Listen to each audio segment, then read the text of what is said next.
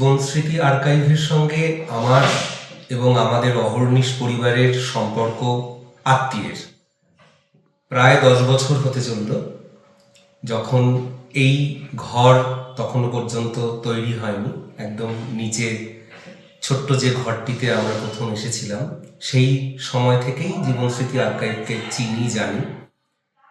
আজকে ধীরে ধীরে অরিন্দম যে স্বপ্নগুলো দেখতো এবং যে ওরা সবাই মিলে যে স্বপ্নগুলো দেখতো এবং সেই স্বপ্নগুলোকে যে এইভাবে সাকার করে তুলতে পেরেছে, এটা একটা আমার কাছে অসাধারণ একটা অভিজ্ঞতা।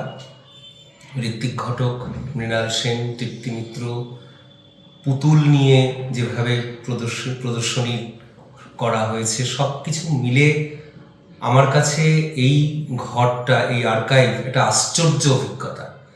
এই অভিজ্ঞতাকে আমি মুখে বলে বর্ণনা করতে পারবো না, তবে ইচ্ছে আছে এই জার্নিটাকে নিয়ে আগামী দিনে একটা লেখা তৈরি করার। কারণ সম্পূর্ণ কাজ যেভাবে ধীরে ধীরে চোখের সামনে হতে দেখলাম, এটা একটা ঐতিহাসিক বিষয়, ঐতিহাসিক ঘটনা। আগামী দিনে আরও অনেক বড় জায়গায় পৌঁছাক উত্তরপাড়া জীবন স্মৃতি, এই প্রার্থনা করছি।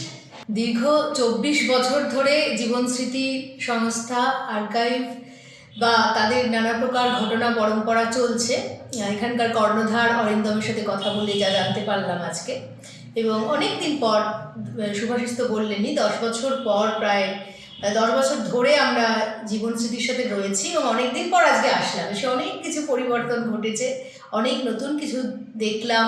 মৃণাল সেন, সত্যজিৎ রায়, তৃপ্তি মিত্র এবং লিটল ম্যাগাজিনের যে সম্ভার, তা সবটা এখনো দেখে উঠতে পারিনি। আবার একদিন আসার ইচ্ছে আছে, পুরোটা খুঁটিয়ে দেখতে গেলে তো অনেক সময়ের দরকার।